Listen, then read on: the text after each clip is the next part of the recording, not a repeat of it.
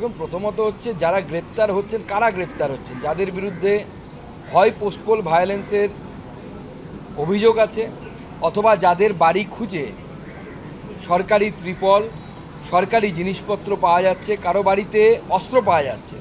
পশ্চিমবঙ্গে একজন এমএলএ, তৃণমূলের এমএলএ, তার ছেলের ঘরে পিস্তল পাওয়া গেছে। তো চারটিখানি কথা নয়, মানুষের জীবনহানি হতে পারে যে কোনো সময়। তো অতএব এই ধরনের ব্যক্তি অ্যারেস্ট হবে না তো কে অ্যারেস্ট হবে? অ্যারেস্ট হওয়াতে বিশেষ কী দেখছেন আপনারা জানেন না। আমরা বছরের পর বছর দেখেছি আমাদের কর্মীরা গাঁজা কেসে দিনের পর দিন জেলের ভেতরে থেকেছে। শুধু তাই নয়, যত গাঁজার কথা আমরা দেখেছি পুলিশের কাছে থাকার কথা, কিন্তু সেই গাঁজা যদি পুলিশ সব একসাথে নিয়ে আসে না, পশ্চিমবঙ্গে গাঁজায় ভরে যাবে, এরকম অবস্থা।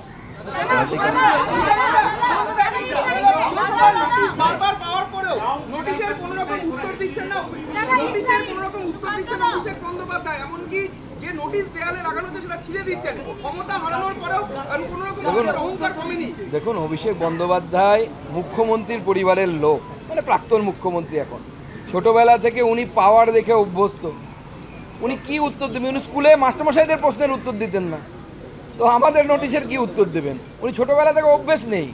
ভালো করে খোঁজ নিয়ে দেখুন, ওনার স্কুলে মাস্টারমশাইরা যখন প্রশ্ন করতো, বাড়ি থেকে কে কে পড়া করে এসছো, এক এক করে প্রশ্ন ধরতে, ওনাকে জাম্প করে পরের জনকে জিজ্ঞেস করতো, ওনাকে জিজ্ঞেস করতো।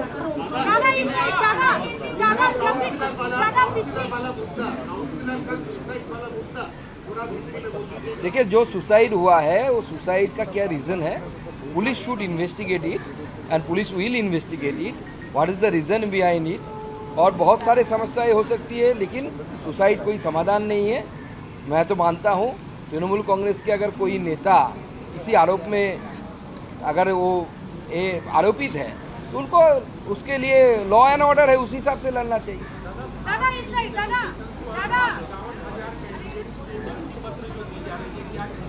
देखिए, आदरणीय प्रधानमंत्री जी के नेतृत्व में जब से मुहिम शुरू हुई है, ये 19वां एडिशन है। 19वां एडिशन में हमने 51,000 यानी 51,000 जो युवा है उनको आज उनकी नौकरी की सर्टिफिकेट आदरणीय प्रधानमंत्री जी ने बटन दबाकर उनको दिया है। यहाँ पे हमारे आदरणीय मुख्यमंत्री जी श्री शुभेंदु अधिकारी जी के उपस्थित में, हमारे विधायकों की उपस्थिति में हमने ये देने का काम यहाँ पे किया है। और ये जो देश की युवाओं को कर्मयोगी बनाने का मुहिम आदरणीय प्रधानमंत्री जी ने लिया है, और एक भी करप्शन के चार्जेस बिना लगातार 19वां एडिशन सरकार ने कंप्लीट किया है। बहुत बड़ा अचीवमेंट है, और विकसित भारत बनाने के लिए एक कर्मयोगी आगे आने वाले समय में अपना योगदान देंगे।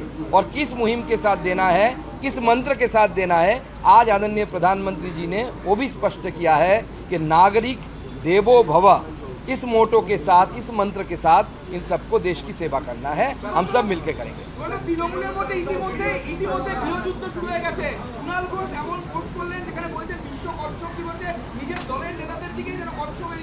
দেখুন, আমি এটুকুই বলবো, গৃহযুদ্ধ সেখানেই হয় যেখানে গৃহ থাকে। তৃণমূল কংগ্রেসের গৃহটা কি আছে? আমরা তো দেখতে পাচ্ছি না, গৃহটাই তো উড়ে গেছে মনে হচ্ছে ঝড়ে। বিজেপির ঝড়ে, মোদি ঝড়ে তৃণমূলের যে ঘরটা ছিল, টালির চালাটা ছিল, সেটাই তো উড়ে চলে গেছে। এখন কোথায় আর যুদ্ধ হবে? এখন নিজেদের মধ্যে একটু চলবে, এরকম পার্টিটাই থাকবে না, অপেক্ষা করুন না কিছু।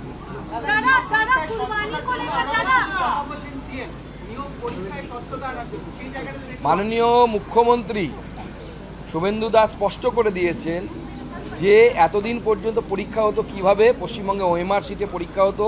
ওএমআরের নিচে একটা কার্বন শিট থাকতো। সেই কার্বন শিটটা যে কোনো রাষ্ট্রীয় স্তরে পরীক্ষার নিয়ম হচ্ছে, কার্বন শিট থাকলে পরে that carbon sheet should go to the ক্যান্ডিডেটের কাছে সেই কার্বনের কপি থাকার কথা। পশ্চিমবঙ্গে একমাত্র বিচিত্র রিক্রুটমেন্ট পলিসি তৈরি করেছিল প্রাক্তন মুখ্যমন্ত্রী মমতা বন্দ্যোপাধ্যায়ের আমলে, যে আমি পরীক্ষা দেব, তার কার্বন শিট থাকবে, ওএমআর শিট আমি ফিল আপ করলাম, কার্বন শিট আমার কাছে থাকবে না, ওটা ফেরত চলে যাবে সরকারের কাছে। অতএব আমি কোশ্চেন নাম্বার 1-এ এ বি সির মধ্যে কোনটাকে ফিল আপ করলাম, আমার কাছে প্রমাণ থাকলো না। আমাদের সরকার ঠিক করেছে যে এই কার্বন শিট, অর্থাৎ আমি কোশ্চেন নাম্বার 1 বা 2-তে এ বি সির মধ্যে কোনটা আমার উত্তর দিয়েছি তার কপি ক্যান্ডিডেটদের হাতে দেওয়া হবে, এবং তার ফলে স্বচ্ছতা থাকবে। আমার যদি নাম্বার কম থাকে আমি চ্যালেঞ্জ করতে পারবো পরীক্ষা পদ্ধতিকে।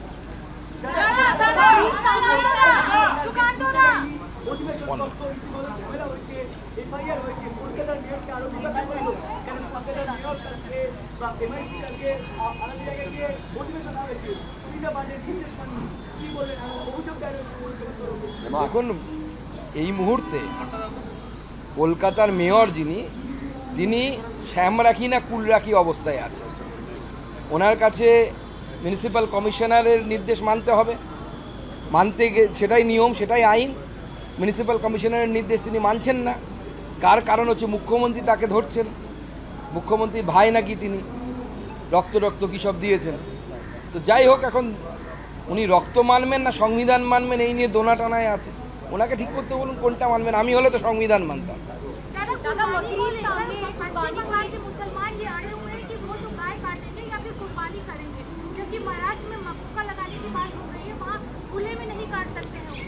देखिए, हमारी सरकार ने 1950 का जो रूल है, आदरणीय नेहरू जी के समय बना हुआ जो रूल है, उसी को ही हमारी सरकार ने सर्कुलर में लाया है। बाकी इस पर मैं ज़्यादा कुछ नहीं बोलूँगा। सबका विवेक है, हमें नागरिक की तरह ऐसे काम करना चाहिए कि मेरे काम से अपने सहनागरिक को, अपने पड़ोसी को दुख ना पहुँचे। वो अपनी मोरालिटी की बात है, उनको तय करने दीजिए। No, already it has been mentioned by our honorable minister Nishit Pramanik that the statue which was there, what is such kind of statue, it does not hold any kind of meaning. It was totally meaningless. So that's why that has been removed, and government has taken that decision. Now let the government decide, government of West Bengal, what they will do in place of that statue. देखिए, हमारी सरकार यहाँ पे पश्चिम बंगाल में जो सरकार है आदरणीय मुख्यमंत्री जी के नेतृत्व में, यहाँ पे इंडस्ट्रियलाइजेशन की तरफ हम जा रहे हैं आगे आने वाले समय में, और उसके लिए पॉलिसी तैयार किया जा रहा है। हमारी सरकार पूरी तरीके से केंद्र की सरकार के साथ तालमेल के साथ इन चीज़ों पर आगे आने वाले समय में अपना काम करेगी।